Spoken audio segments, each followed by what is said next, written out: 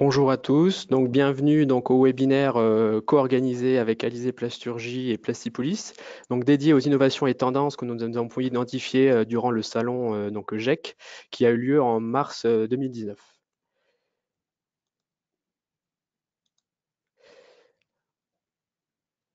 Avant de démarrer, quelques points pratiques sur le déroulement du webinaire. Donc, il se déroulera à peu près donc, sur 40 minutes et nous prendrons donc un temps pour répondre à vos questions. Donc, étant donné que votre micro est coupé, n'hésitez pas à poser directement vos questions sur votre onglet. Vous avez dans votre outil de configuration GoToWebinar, vous avez la possibilité de, normalement, un onglet chatter ou questions.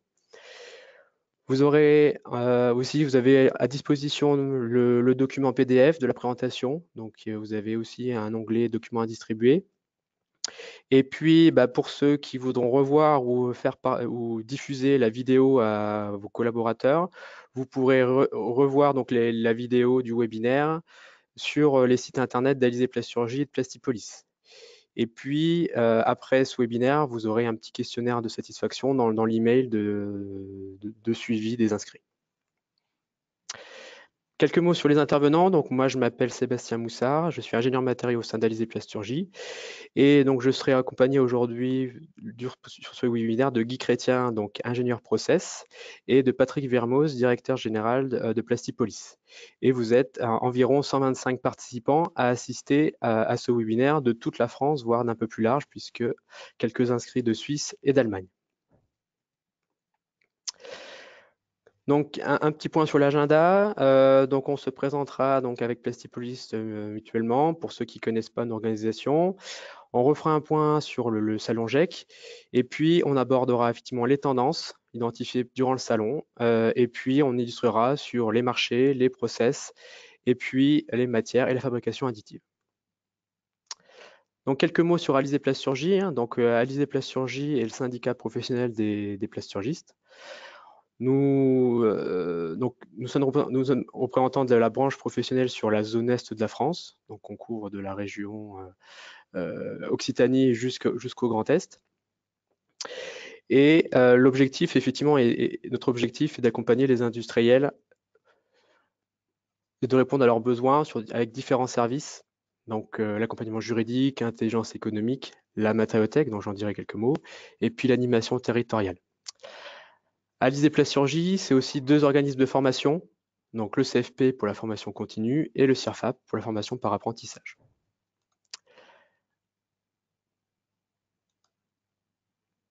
Donc, quelques mots sur le service Mathéothèque. Donc, avec Guy, nous travaillons donc au sein du service Mathéothèque. Donc, le rôle principal, c'est effectivement d'être un support aux industriels d'un point de vue technique sur des problématiques expertise matière, process, fabrication additive. Donc, on répond à peu près 600 demandes par an et nous accueillons à peu près une centaine d'industriels dans les espaces Mathéothèque. Nous développons effectivement des partenariats et nous organisons régulièrement des journées techniques telles que les Mat Day et les Tech Days. Et puis aussi ces webinaires rentrent effectivement dans ces actions de communication. Et puis la Mathéothèque est aussi impliquée dans des programmes de recherche, notamment sur l'impression 3D. Pour ceux qui ne sont jamais venus dans nos locaux, donc la Mathéothèque, c'est avant tout effectivement une bibliothèque d'échantillons, avec la particularité d'avoir développé nos propres moyens nos propres outillages. Donc, on a à peu près une quarantaine de technologies, process, second process, et puis plus d'un millier de démonstrateurs, et notamment, puisque c'est le sujet du jour, la partie composite, avec différents échantillons et différentes technologies adaptées à notre démonstrateur qu'on a appelé le GEM. Je vais maintenant passer la parole donc à Patrick Vermoz qui va vous parler de Plastipolis. Oui, bonjour à tous. Plastipolis, donc on est très heureux d'être partenaire de ce rendez-vous, de ce webinaire aux côtés d'Alizé Plasturgie et de son équipe Matériauthèque. Plastipolis, c'est le pôle de compétitivité qui a été créé il y a plus de 12 ans pour le secteur de la plasturgie et des composites, qui a pu au fil des années engranger un certain nombre de projets à la fois technologiques mais industriels autour de ces thématiques. Vous avez les chiffres à l'écran. aussi je dirais, engagé dans des partenariats et des projets européens. On en reparlera un peu plus tard. Et actuellement, lancé dans cette phase dite 4 des pôles de compétitivité qui démarre pour la période 2019-2022 et avec un axe de développement autour je dirais, du déploiement plus large au niveau national du pôle de compétitivité avec différents partenaires, IPC, des centres de recherche et les syndicats professionnels comme Alizé. Vous avez nos axes thématiques qui sont résumés sur la partie gauche de la planche autour de différents thèmes, dont les composites, qui sont à la fois identifiés au niveau des matériaux, mais qui couvrent largement l'ensemble des thématiques jusqu'à l'industrie 4.0. Et sur ce champ particulier des composites, nous avons au fil des ans développé un certain nombre d'actions avec différents partenaires et en arrivant à cette double clé d'entrée nationale et régionale. Régionale, on va y venir avec Composite Auvergne-Rhône-Alpes qui a été créé avec les pôles du textile, de la chimie et de la mécanique en Auvergne-Rhône-Alpes pour fédérer je dirais, les différents secteurs autour des composites, ce qu'on continue de faire, et aussi des liens tissés au fil des ans au niveau national, donc avec le pôle EMC2 en Pays de la Loire et l'IRT Jules Verne, ainsi qu'avec Materalia en région Grand Est et l'IRT M2P.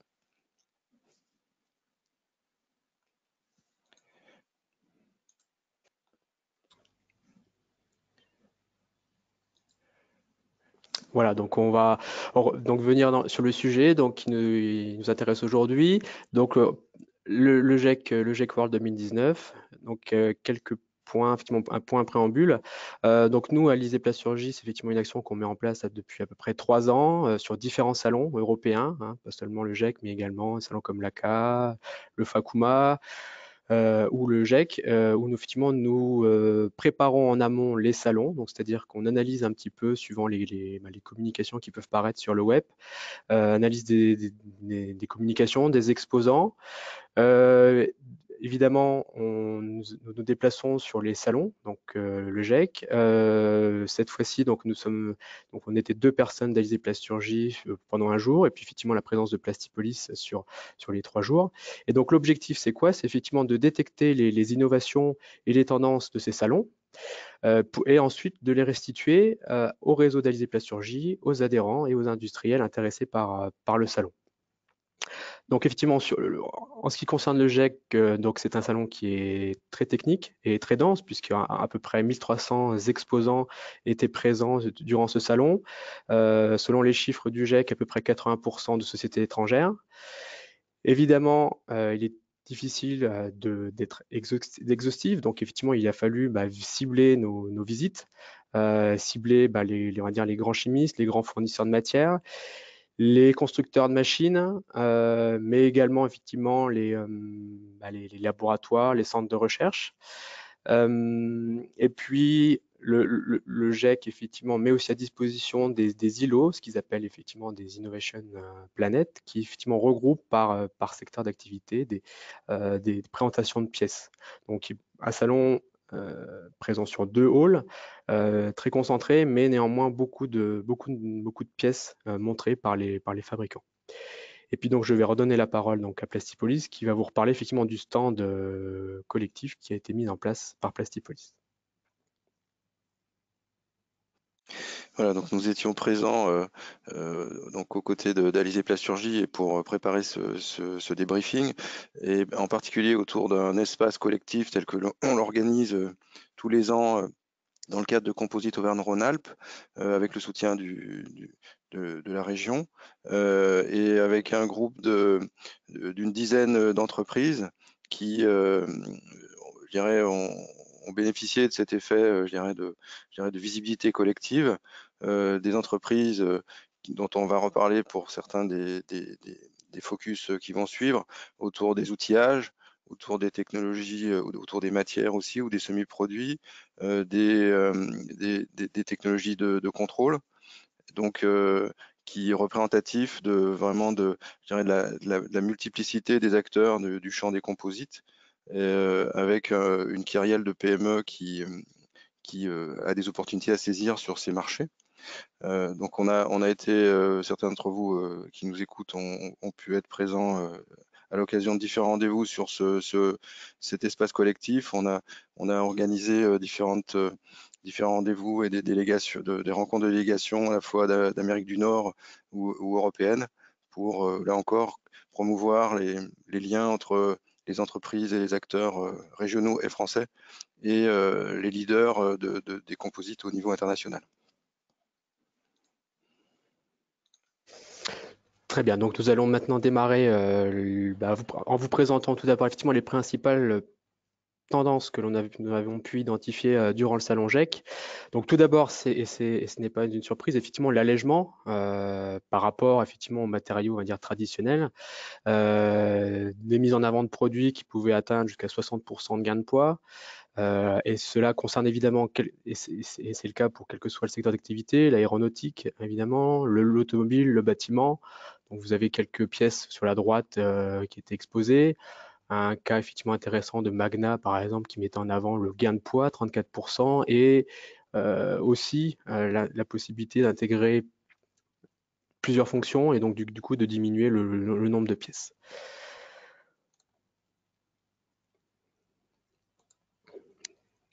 Deuxième, ensuite, autre tendance, évidemment, c'est l'amélioration des cadences.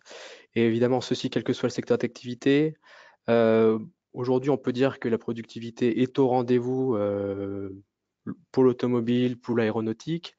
Aujourd'hui, effectivement, le frein, et donc là, c'est la troisième tendance, c'est la réduction des coûts. C'est effectivement, aujourd'hui, l'automobile utilise des pièces composites dans des véhicules mass market en utilisant des technologies type SMC avec des fibres de verre. Mais aujourd'hui, difficile d'envisager effectivement de la fibre de carbone encore sur certains véhicules, on va dire, mass market. Donc aujourd'hui, effectivement, un des challenges et un des sujets durant le salon GEC, c'est effectivement la réduction des coûts. Par exemple, effectivement, avec un axe, un projet qui était présenté, le projet Force, qui a pour objectif de baisser le coût de la fibre de carbone à 8 € le kilo.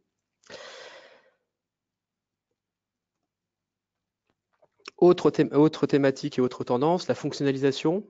Donc, soit en passant effectivement l'intégration de fonctions dans les matériaux, donc là avec des additifs. Donc, on peut citer la conductivité électrique avec les nanotubes de carbone qui reviennent en force cette année.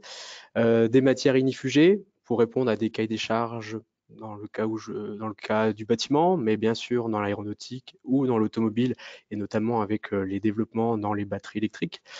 Et puis évidemment, la fonctionnalisation via l'intégration d'électronique pour des capteurs, par exemple. Et puis, dernière tendance, évidemment, tout ce qui tourne autour des développements durables. Effectivement, ça passe par l'allègement, mais c'est aussi via l'utilisation de matériaux biosourcés. Donc là, beaucoup d'associations entre des résines soit traditionnelles, soit biosourcées, mais avec l'utilisation de fibres. Donc beaucoup de fibres naturelles type lin, chanvre, bambou, que l'on verra un peu plus tard. Et puis évidemment la recyclabilité, qui était largement évoquée via l'utilisation de thermoplastiques ou au niveau de la fibre pour le recyclage.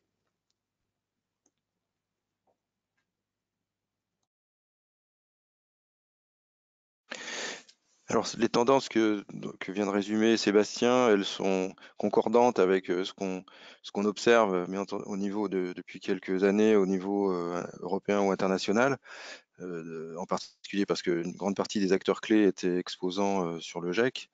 En guise de repères qui sont résumés sur ce qui vous est montré là, c'est des feuilles de route ou des actions tant au niveau États-Unis qu'au niveau Europe qui reprennent et qui confortent les tendances précédemment évoquées, avec en particulier sur la gauche la feuille de route qui a mis en place il y a quelques mois, là, quelques années, donc le Conseil américain de la chimie autour des potentialités pour l'automobile, mais plus largement des composites, dans lesquels on retrouve à la fois les thématiques évoquées et observées au GEC, mais aussi des propositions d'action autour de démonstrateurs à grande échelle, autour d'actions, on va dire, pilotes, et autour en particulier de l'industrialisation et de la, je dirais, la réduction des coûts et la montée en cadence des technologies composites.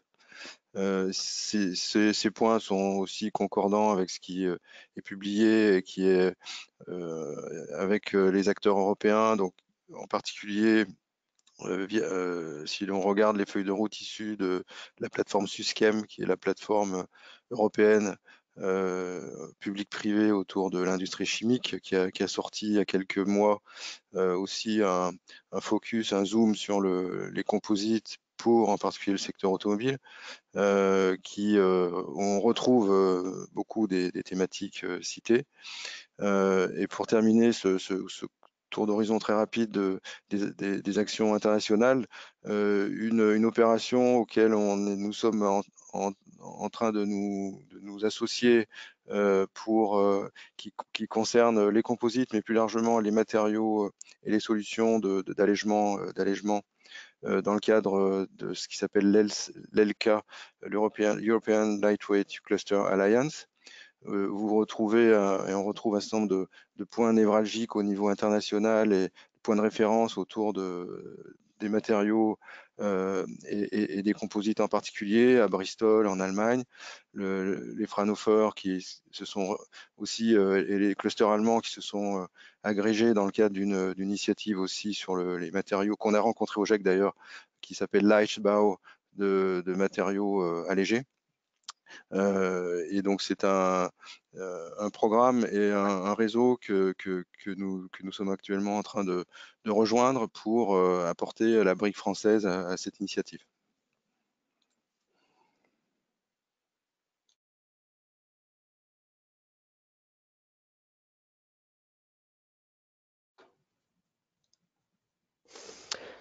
Donc quelques chiffres pour montrer effectivement le dynamisme des matériaux composites.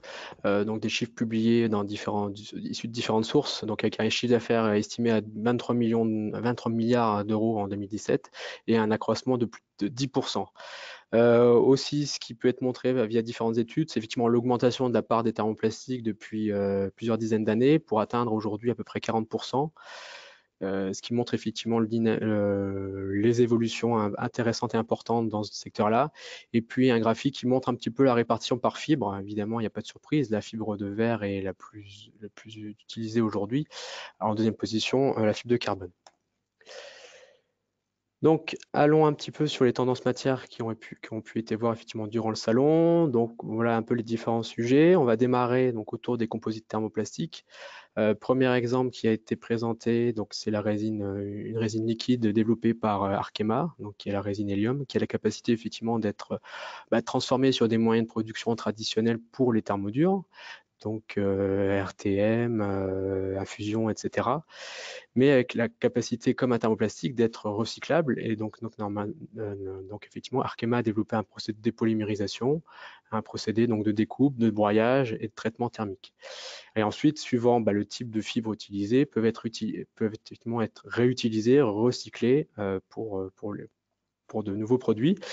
La capacité effectivement des thermoplastiques effectivement à être surmoulés. Donc on est sur Arkema, on est sur des bases plutôt acryliques, donc avec une adhésion, avec thermoplastique. Et puis effectivement la capacité d'assemblage, de pouvoir faire en une seule étape, ce qui pourrait être fait traditionnellement en plusieurs étapes quand il s'agit de matériaux plus traditionnels. Donc d'autres exemples de composites thermoplastiques, l'étendue, effectivement, un développement constant chez les fournisseurs de matières.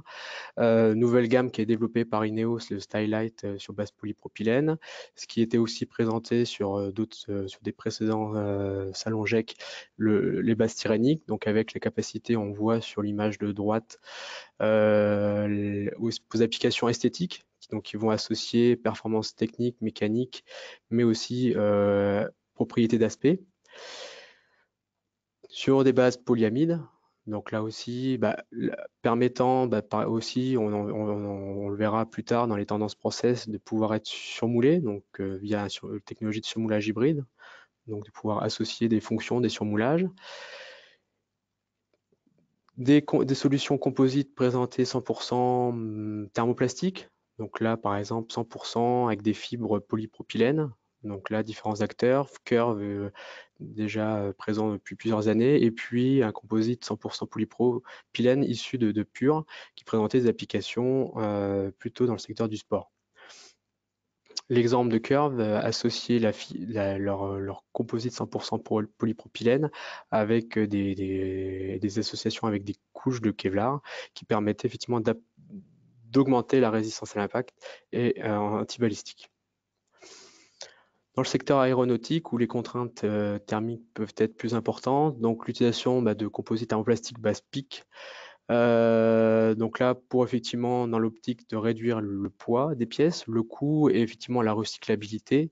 Donc, différents exemples étaient présentés, hein, par exemple une trappe de carburant avec un surmoulage PIC avec le Syntex, ou un châssis de fenêtre PIC développé par le CETIM via le procédé QSP, qui permet effectivement d'accélérer, d'améliorer les cadences de production. Quand on parle de productivité, au niveau des matières, effectivement, là, ce qui est mis en avant chez les fabricants de thermodures, c'est les temps de réticulation, notamment pour les technologies HPRTM, donc High Pressure RTM, donc on verra un peu plus tard dans la deuxième partie. Donc là, des fabricants de matières, des fabricants de fibres, etc., comme Solvay, Huntsman, Hexion ou Excel, qui présentaient différentes pièces, donc sur technologie, par exemple, pour l'automobile avec Huntsman. Donc, quelques exemples au niveau de la fonctionnalisation, notamment autour effectivement du véhicule du futur, c'est-à-dire la véhicule un peu autonome, électrique.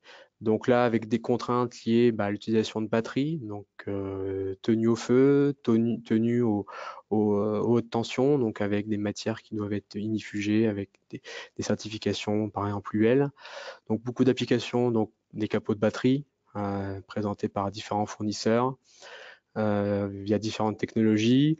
Dans les applications aussi cockpit pour tout ce qui est normes liées à l'aéronautique de tenue au feu avec Huntsman. Un sujet récurrent, enfin qui est revenu plusieurs fois sur le salon, qu'on a pu voir, c'est effectivement tout ce qui est application radome appliquée à l'aéronautique. Donc avec un exemple avec Porsche Industrie qui présentait donc un radome 5G avec une association donc thermoplastique fibre de verre qui permet effectivement d'avoir un transfert de données 100 fois plus rapide que la 4G avec des matériaux qui vont apporter les propriétés électriques nécessaires, faible permittivité, constante électrique et perte de tangente. Autre exemple dans l'aéronautique, des radomes en composite basse fibre de lin. Donc c'est un avant-goût de la partie biocomposite, mais voilà, avec des composites base lin qui permettent une meilleure transparence aux ondes électromagnétiques. La fonctionnalisation donc part de l'électronique. Donc là, par exemple, le cas qui a été présenté par Rockwood avec l'intégration de circuits donc sur l'image du bas, donc l'intégration du circuit imprimé flexible sur composite. Et puis donc l'application d'IPC, donc je laisse Patrick évoquer. Oui, l'application IPC sur une pale instrumentée pour intégrer des jauges de déformation par des technologies de films surmoulés et avec des fonctions électroniques. Donc c'est un programme qui est sur vraiment une démonstration à échelle réelle de ce type d'implantation qui fait l'objet d'un partenariat entre IPC et LCEA et qui s'inscrit dans le cadre de la plateforme iProd 2 que porte IPC autour des smart composites, donc des composites intelligents. Et donc ça en est un des premiers démonstrateurs à taille réelle qui, depuis, après le GEC, a été primé dans le cadre du salon européen sur l'électronique imprimée comme je dirais, démonstration remarquable. Donc autre exemple de fonctionnalisation, donc identifié sur les stands du GEC, donc par le PFL, hein, l'école de Lausanne, qui a développé un système, un agent auto-réparant, donc pour incorporer dans les composites, qui permet effectivement de réparer sans avoir besoin d'un second process et sans changer les propriétés de départ. Donc là, innovation intéressante pour le secteur de l'aéronautique. Les biocomposites, comme je vous le disais en introduction, qui est effectivement très répandu et qui se développe largement et qui était largement présenté sur sur différents types d'applications. Tout d'abord dans l'automobile, avec l'utilisation principalement de fibres de chanvre. Donc là, sur votre droite, vous avez en haut à droite un tableau de bord donc injecté avec une matière polypropylène renforcée 20% de fibres de chanvre, associé en plus à un procédé d'expansion chimique qui permet effectivement des gains de poids assez intéressants. La fibre de lin également présent chez différents fournisseurs. Vous avez aussi une application en bas de votre écran, donc la société Bécombe qui développe aussi des bases polypropylènes renforcées fibre de lin. Et des associations, donc en bas à droite, des solutions hybrides associant le lin et le basalte, qui est une fibre aussi exceptionnellement résistante. Donc d'autres exemples sur d'autres applications, beaucoup autour du sport et loisirs, avec de la fibre de bambou. On retrouve de la fibre de lin pour des propriétés pas seulement écologiques, mais aussi sur de bonnes caractéristiques acoustiques, tenue à la vibration, etc. Autre exemple donc de développement biocomposite qu'on a pu identifier, c'est donc avec le Fraunhofer ICT qui développe effectivement des composites, on va dire 100% biosourcés, base PLA, avec la matrice matrice polymère qui est une matière biosourcée, le PLA, avec des fibres donc de la même matière, qui est biosourcée, qui est recyclable étant donné que l'on est effectivement étant donné le côté thermoplastique, et puis la capacité d'être biodégradé industriellement. Hein, c'est donc sous des conditions bien dures, bien particulières, euh, des conditions d'humidité, de température, et avec des propriétés qui peuvent être similaires aux composites conventionnels sur base polypropylène. Autre exemple, Voodoo, qui a gagné un prix, qui a eu un lauréat, donc qui a développé une entreprise française, qui a développé effectivement aussi des composites bois translucides, donc voilà, pour les applications et exemples qu'on peut voir sur un peu d'électronique. Recyclage. Donc effectivement, donc là le recyclage, plusieurs acteurs qui présentaient certains axes.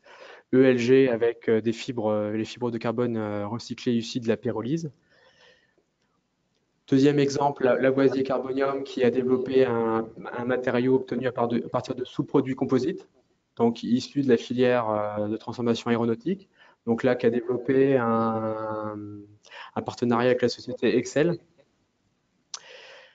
Et puis Tencat, donc là vous voyez sur la droite de votre écran, donc voilà, des pièces qui étaient réalisées en compression, associant du PPS, un thermoplastique avec de la fibre de carbone, et qui présentaient effectivement leur démarche en boucle fermée, enfin en boucle à partir de la collecte, du broyage, du copoundage jusqu'à la fabrication des composites, donc issus de recyclés. Autres exemples de recyclage, des mousses PET qui étaient recyclées issues de PET bouteilles, par exemple, bon, pour réaliser des mousses isolantes. Des choses intéressantes, des PCB recyclables, donc là qui associent des fibres naturelles. Donc là, une délamination du PCB plongé dans l'eau chaude, qui permet effectivement de pouvoir séparer les différents composants. Je vais maintenant passer la parole donc à Guy Chrétien qui va vous présenter la partie process. Alors pour la partie process, cette année, il y avait assez peu de démonstrations de process comparativement aux sessions précédentes. Bon, il y avait quelques présentations quand même de process. Il y avait quelques process présents, les process classiques, et la tendance qu'on observe depuis quelques temps, depuis quelques années, de salon en salon, c'est une recherche de réduction de temps de cycle qui est essentiellement basée sur l'automatisation plus poussée des process.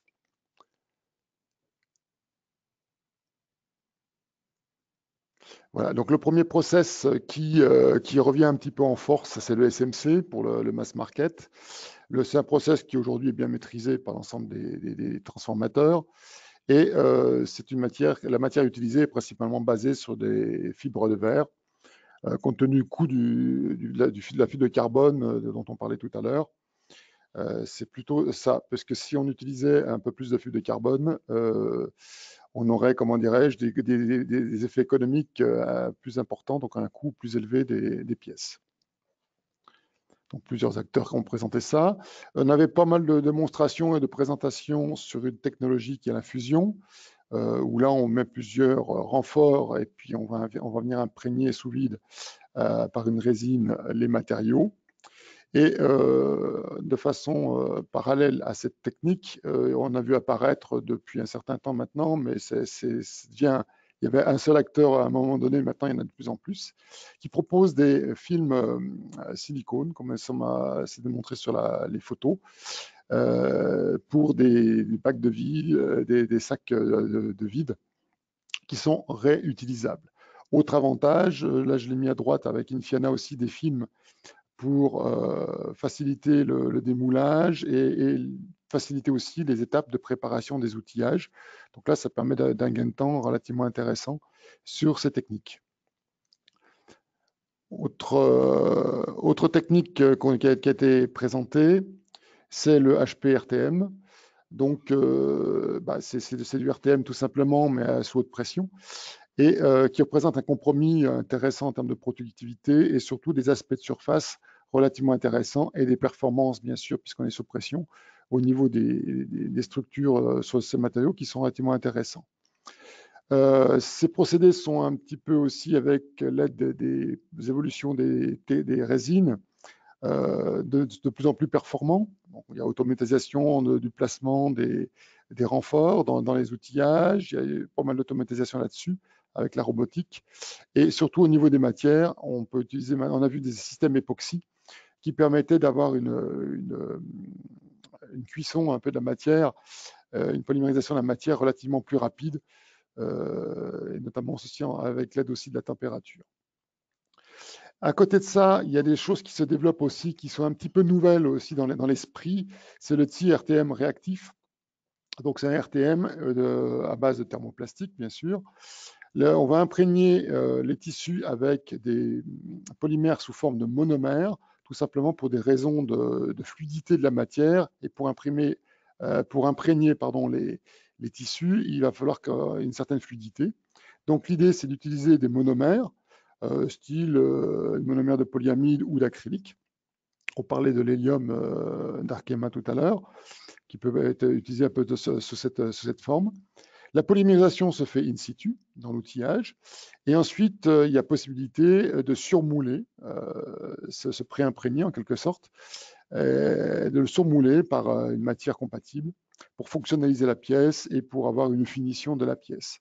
On a noté notamment sur le stand de Georges Pernoud qu'il travaillait sur cette technologie en collaboration avec Solvay et il développe actuellement des technologies là-dessus sur ce thème.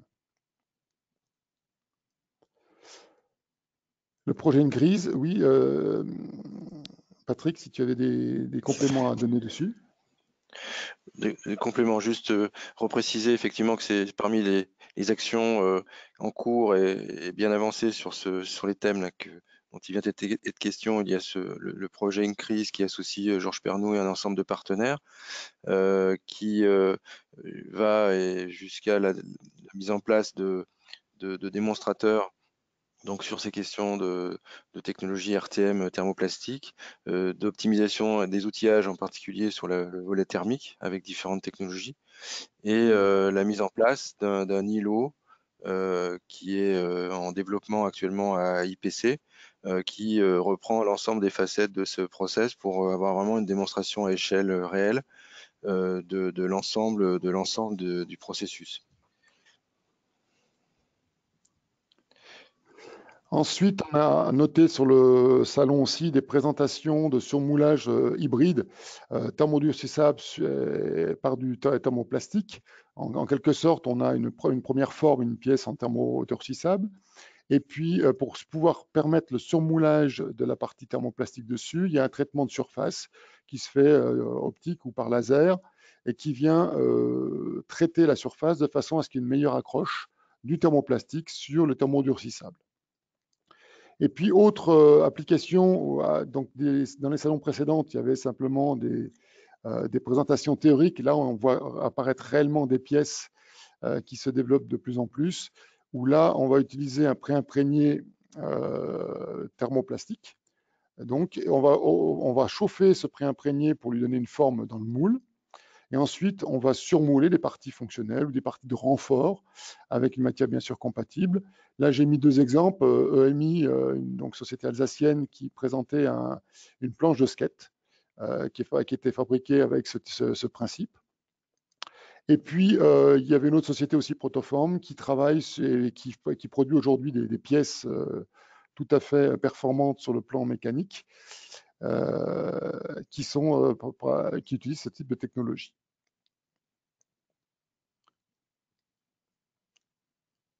Voilà, donc il y a d'autres. Patrick, tu peux peut-être amener quelques compléments. Oui, voilà, pour ressouligner voilà, les développements autour de ces technologies. Donc, l'exemple de ce qui est fait à l'issue d'un ancien projet STICPA qui avait associé un certain nombre d'acteurs, et en particulier la société d'outillage DMM, et un ensemble de laboratoires et de fabricants de matières et d'équipementiers pour, là encore, mettre en place et démontrer à échelle réelle la portée à la fois technique, mais aussi de performance process de ces solutions organochites pour des applications en particulier automobiles. Autre élément, là il y avait une démonstration il y a 1 ou 2 ans par Cevotech sur le salon d'une autre type de technologie, c'est le placement automatisé de fibres. Alors comment cela se présente? Il y a un petit schéma qui essaie de présenter. On a une espèce de pré-imprégné qui est mis sous forme de rouleau.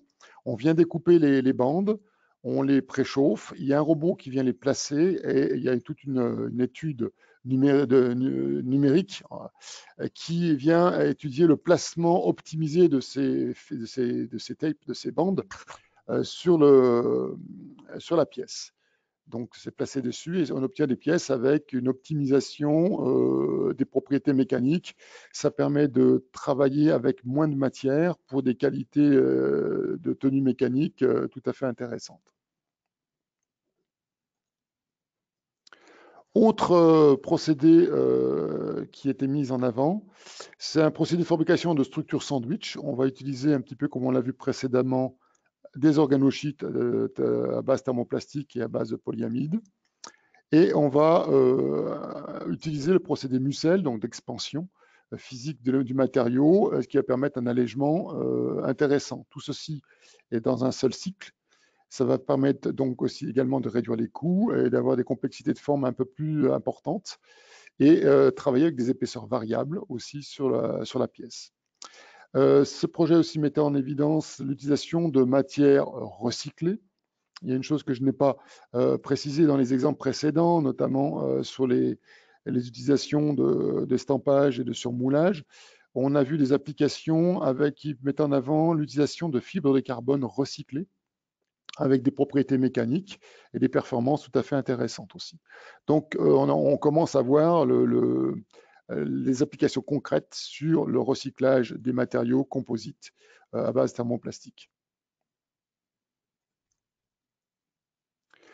Une technologie aussi qui n'est pas nouvelle, mais qui permet aussi de faire des progrès sur les réductions des temps de cycle, c'est l'utilisation d'une technologie de heat and cool, donc de chauffage des empreintes par induction, qui permet aussi d'avoir des gains de temps en termes de process, et on maîtrise un tout petit peu mieux certaines températures au niveau de certaines parties de l'outillage.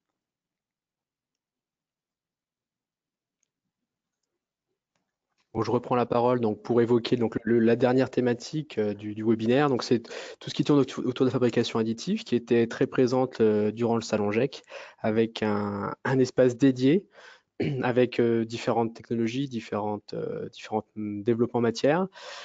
Donc, ce qu'on peut voir autour de l'impression 3D au service des composites, c'est tout d'abord des développements de matières, des matières évidemment haute performance, donc sur des bases poudre. Donc là, on va plutôt être sur des technologies base SLS, donc fritage de poudre laser. Donc par exemple avec des exemples avec Excel qui présentait plusieurs pièces en pic, donc avec des performances techniques, mécaniques et thermiques. Beaucoup d'applications étaient présentées aussi des bases filaments, donc une technologie plus, on va dire, conventionnelle, hein, avec un procédé plutôt d'extrusion, extrusion de fils plutôt renforcé. Alors, je ne sais pas si on peut encore appeler fil composite. Un des premiers exemples, c'est effectivement des associations polyolépines, enfin PP plus fibre de verre, donc des exemples de pièces fonctionnelles. Donc, dans les objectifs de valider une géométrie, de valider une fonction, tout en ayant des caractéristiques techniques intéressantes.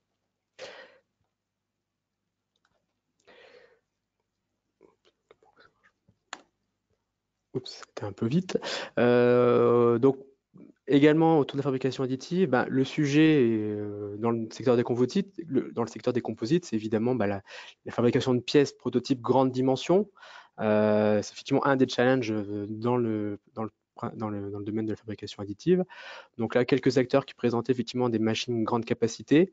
Le Thermood qui présentait des pièces, enfin des technologies avec des capacités pratiquement de 3 mètres au cube. Également, d'utiliser de la fibre continue, de pouvoir imprimer de la fibre continue. Donc là, il y avait plusieurs acteurs qui présentaient des applications, des pièces, leur technologie. CF3D qui utilisait des technologies base thermodure, donc associé effectivement à de la fibre sèche avec un système de robots. Une start-up américaine, Arevo, qui présentait sur le salon aussi une innovation intéressante, notamment pour les applications cadres de vélo. Donc ça, c'était vraiment une nouveauté et qui a reçu un prix durant le salon. Et puis Markforged, qui est un acteur qui est déjà connu depuis plusieurs années sur effectivement de la dépose de filaments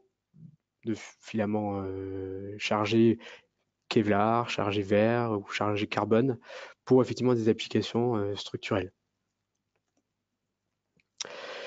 La fabrication additive aussi au service des outillages. Donc là, pour la fabrication effectivement d'outillages composites. Donc là, un acteur aussi américain qui est Stratasys, qui est un des leaders dans la technologie, enfin qui a développé, qui est à l'initiative de la technologie FDM, hein, donc déposition de filaments. Notamment donc pour la réalisation d'outillage, donc par exemple les exemples présentés sur des cadres de vélo, ou l'utilisation de matériaux imprimables solubles à l'eau pour réaliser des outillages sacrificiels qui vont pouvoir être éliminés. Donc c'est ce qu'on peut voir sur la photo en bas à droite, de pouvoir imprimer entre guillemets le cœur, et puis ensuite de pouvoir déposer le composite, et ensuite de pouvoir dissoudre la résine interne, ce qui permet de réaliser des géométries complexes. Voilà, donc nous sommes à la fin de ce webinaire. Donc n'hésitez pas à poser vos questions, hein. Vous avez la possibilité, alors par écrit, de pouvoir poser vos questions. Donc on a pu voir déjà une première question qui a été donnée notamment sur le secteur des résines thermoplastiques, de savoir dans quel secteur les résines thermoplastiques ont du mal à se développer. Alors est-ce que vous avez un avis sur ce sujet-là? Donc, on a vu, ça se développe de plus en plus et dans tous les secteurs, hein. Ce qu'on a pu voir sur pas mal de présentations de pièces, il y a quand même aujourd'hui, on n'est plus dans le théorique, on est vraiment dans l'application concrète et tous les secteurs s'emparent, les secteurs qui ont besoin d'allègement et de performance mécanique. Et donc, allègement pour des raisons de coût de pièces, on met moins de matière, mais on se porte. Et souvent, dans certaines applications, on a besoin de fines épaisseurs. Donc là, c'est vraiment là où les composites thermoplastiques commencent à apparaître de plus en plus. Et tous les secteurs sont plus ou moins concernés. Après, ce sera une question de coût de process. Mais les process, ils baissent, ça se démocratise de plus en plus. Ce qu'on peut voir aussi, c'est que tiré par en particulier les montées en cadence dans l'aéronautique, il y a des projets très ambitieux qui se mettent en place autour du déploiement des composites thermoplastiques dans les futurs avions monocouloirs, pardon, et en particulier avec, on a vu des choses chez Chomara ou chez d'autres industriels, ou avec Arkema et sa résine PEC qui fait l'objet de développement pour développer des semi-produits pour justement être en mesure de répondre aux cadences et aux conditions économiques de ces montées en cadence aéronautiques.